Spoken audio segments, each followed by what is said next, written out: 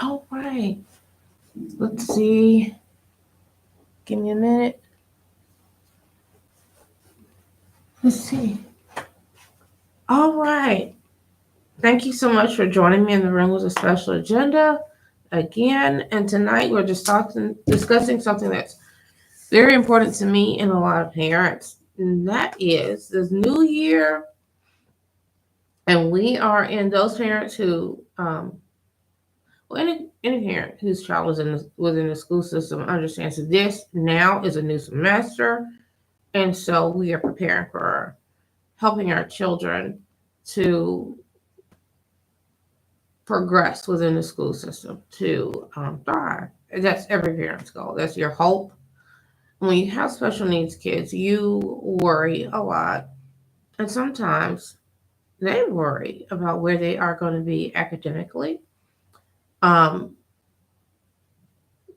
what are your intentions? What are your goals? What do you see your children's gift as? And helping them to understand what their gift is. Because sometimes that they struggle with the concept that they'll be successful. My son has vocalized that to me, that it's a possibility to him that he won't um, be academically where he would like to be, or thrive within the world as he sees other adults functioning. Lots of times they, in different ways, show you that they struggle with forms of anxiety in regards to their concern with, compared with their peers, that they won't learn to drive or be able to function without you. As well as that is our concern. Sometimes that's theirs too. So for my son, we started to have this discussion, which if you can and your children are verbal, and depending on where they are with their delays, it's important to have those conversations with them to help them help themselves so that they have um, an understanding of one, what it takes to survive, and two, it's okay that you don't do what other people do, or that if they are capable of making a living, they don't have to be consumed with making a tremendous amount of money. Because oftentimes, what we see within the world, even for us, can cause us anxiety as an adult as to what we're capable of. And if we're not capable, we can allow our children to grasp that and to hold on to that so that they feel like failures without understanding that you can be quite successful and make a living that isn't a lot and can still have friends and a functioning life. But within the school system, you also have to have it set up to where you help your child to um, navigate the, the educational path. What is it that they're trying to learn? What are your goals for them? And you don't want them to diminish what your child is capable of. Neither do you want them to overburden your child. Many times within the school system, the way that it's set up, it's a cookie cutter setup, whereas each child, they have a plan of which I'm going to teach them this because all the other children are learning this. When if we're honest, everybody isn't equipped to do the same thing. That's why they have different programs and different makeups. But what you do want to do in advocating for your child is understand from your perspective and your child's perspective what your end goal is. And that's really hard to get to sometimes because sometimes we're so busy stuck on the basics and that daily step to step that we forget that there is a long term goal. Well, what is your long term goal for them? It's important to also write down what their goals, purposes, and capability is and the management style of how they handle stress. When you have children that are on the spectrum, it's really crucial that you understand the things that will create meltdowns so that you can pass that on to parenting. In every business, it's important to have different styles of management and understanding who can manage the different individuals that you are employing, and understanding what each person needs to learn in order to become proficient. And sometimes we forget that that's crucial. But sometime back, if you follow me at all, we had a discussion about being bad management for our family. And sometimes not realizing that our shortcomings, oftentimes, or the things that we don't realize we would not want to endure ourselves. Now, when it comes to advocating for our children, it's important to understand that you pass along those little recipe secrets, which would help your child by passing on to those who are managing your children's education the things that work for them, the things that help them, the things that will aid them in how to prevent different things from happening. Um, and it's key because if they cannot help them to not have meltdowns, majority of their time will be spent managing those behaviors and not realizing what they're doing unintentionally that may be triggering a child. So it's important, one, to pass that along to them. Um, and also pass on to the teachers. And something that I didn't realize that I wasn't doing for for my son and my daughter's teachers was letting them know that I did appreciate what they were doing for my child and expressing what I felt needed to be done and why. And not making them feel like we were adversaries. Because if they feel like you're an adversary, what's going to happen is you're constantly trying to go against each other. You are, instead of helping each other, you are feeling like you are in constant conflict, which in no way aids your child. And it's important not to negatively speak about the, as you would a parent, if you had a mate that you had any form of conflict with them, if you're not um, communicating well, if they've done something that you feel is not productive or in the way that you feel it needs to be done, never would you undermine each other by speaking about each other in front of your children. They pick up on that and it creates confusion. It creates problems within the relationship and trust issues with the child.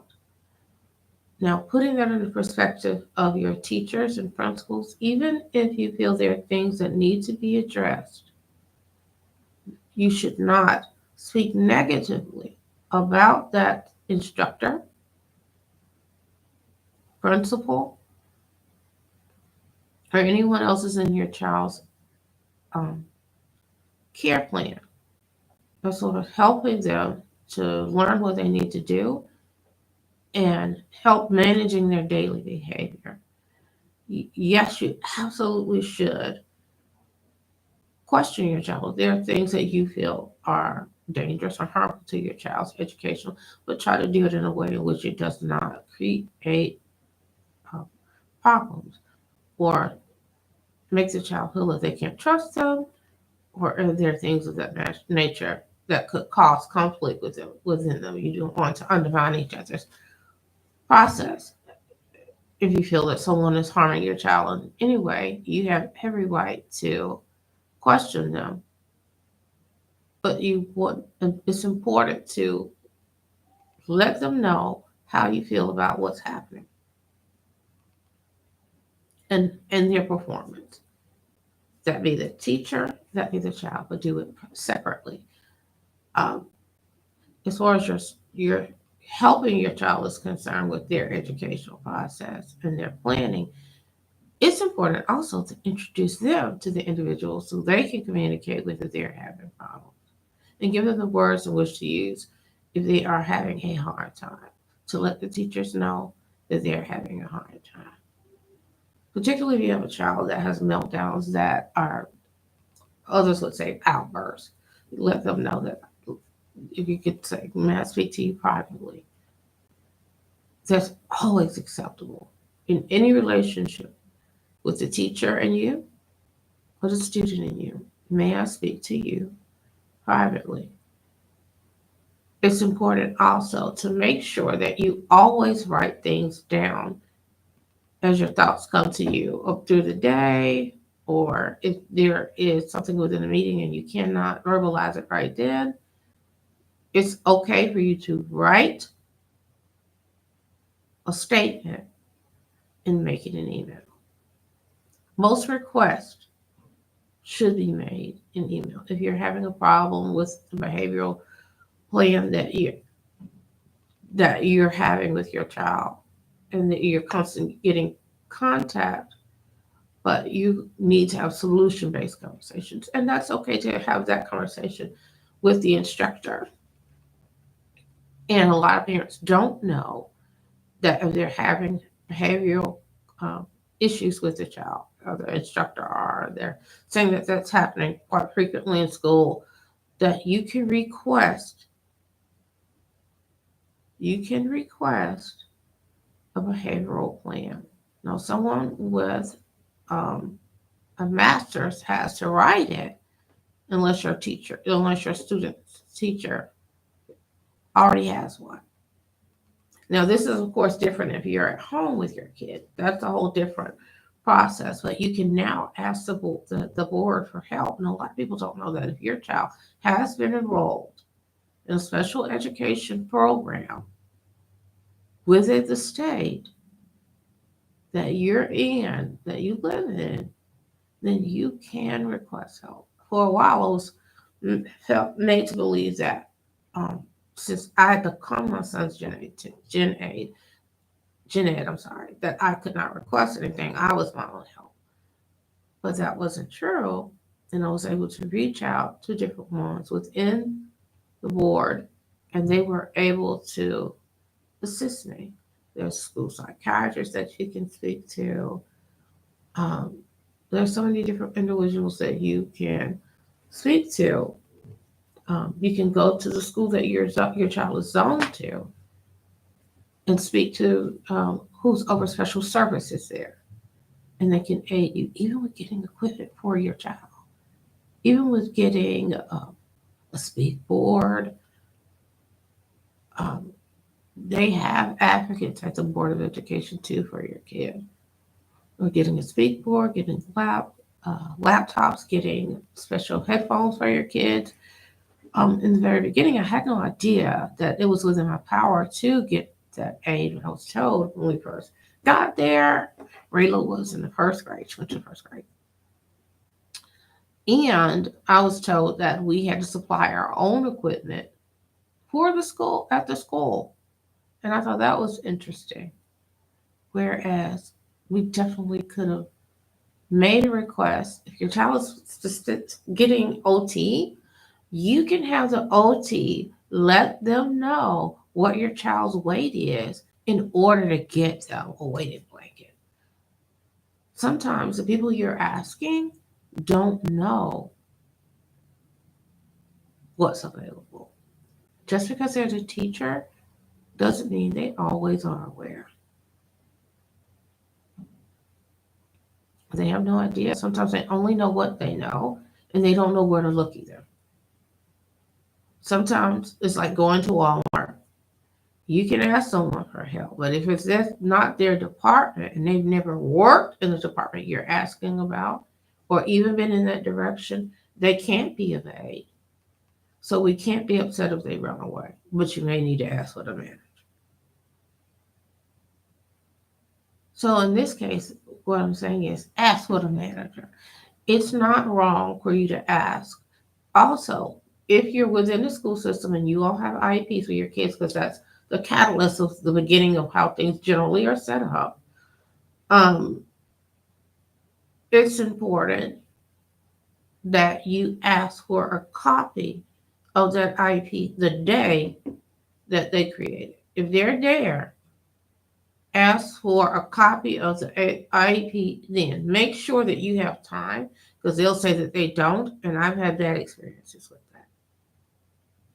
Now, that's not to speak ill of the process, but there have been incidents where things don't always go smoothly.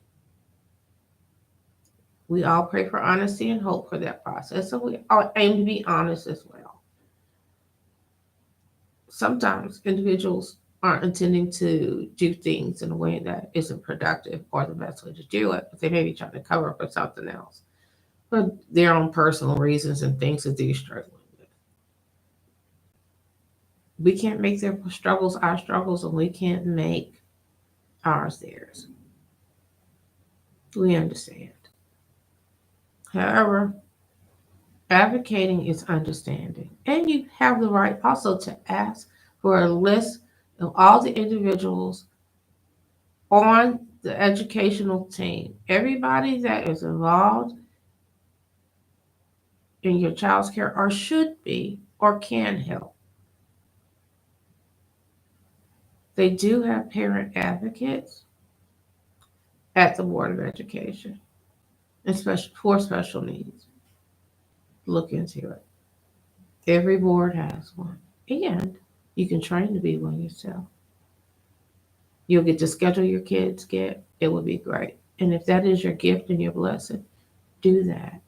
But make sure that you don't let anyone bully you into not being the advocate that you need for your child. Ask all the questions that you need. And if you feel your child has questions, here's something that people don't realize. You can have your child, if your child can speak and they don't have delays in which they can't communicate effectively, you have every right to include them in a meeting that is about them.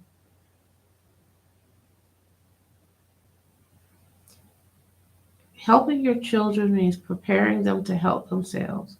The greatest thing my mom ever did for me as I was a teenager and becoming an adult was to teach me where I needed to go and who I needed to talk to if ever I had a problem in every area of my life.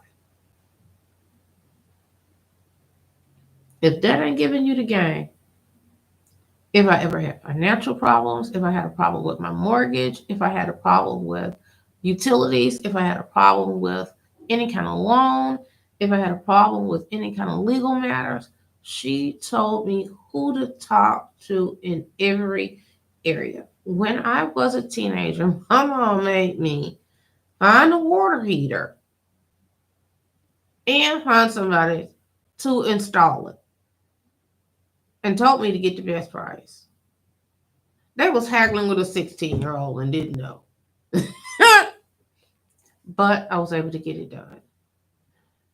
Doing that helped me. And we can't allow our children to become fearful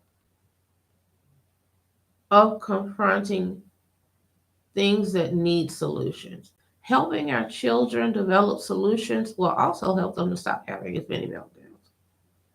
When I started to sit down with my son and have conversations and say, I know you're upset. What do you think we need to do to resolve this? I didn't want to shame him for being upset because we've all been upset and we've all had moments where we were becoming undone. There are times when, as adults, some people lost their job because they couldn't keep it together because they were dealing with other people who were giving them a difficult time. And we did not know how to manage that without possibly ending up in handcuffs. Y'all know who we talking to. And that is what it is. But helping them to manage that is crucial. Now, some kids will only be able to manage some things to a certain degree, but helping them to navigate that and understand there is no shame in being upset. There's no shame in having a bad day or two or three. The goal is to find a solution, and our purpose is to help them find a solution because that's what an education is. The purpose of an education is to find a management process in which you can maintain, manage, and manage your life daily. And they need to be able to do some parts of that. They need to understand what their goals are, what it is you want to do, and how to manage that. It's possible. It's possible. It is our goal, and that's okay if we don't manage the way that we hope, and it's okay if they don't manage the way that they hope. But what we don't need to do is give up. What we don't need to do is allow someone else to take over our life process. And I'm going to say it out loud, ambitions. They have a right to have ambitions, just as we do. Our ambition is for them to be happy and do as much as they can do, to have as much of their autonomy as they can. That's our goal. Their goal is to be able to do as much as they can and be satisfied with it. And be proud of themselves and know that we are too. You'll have a great night. Thank you for joining.